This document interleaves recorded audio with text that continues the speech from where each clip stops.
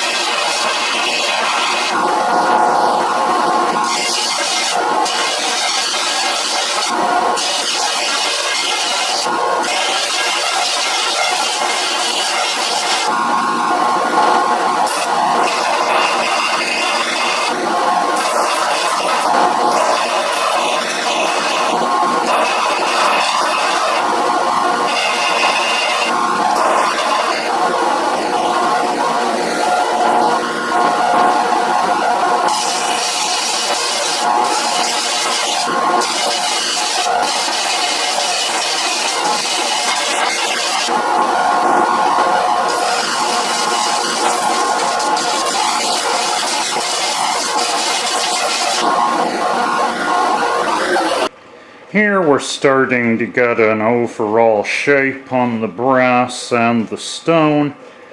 With the 36 grit, I'll be continuing for a while on 36, just to get it completely shaped.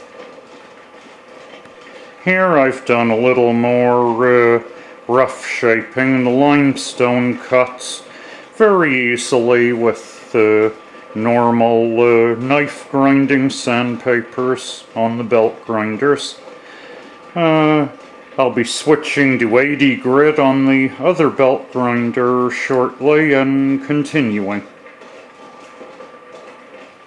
Now this has now been ground to shape on the belt grinders.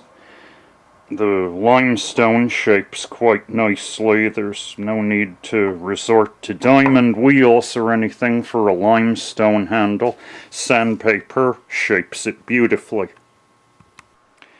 This just needs some final fine sanding and then polishing, and it'll be a complete little dagger with a limestone handle.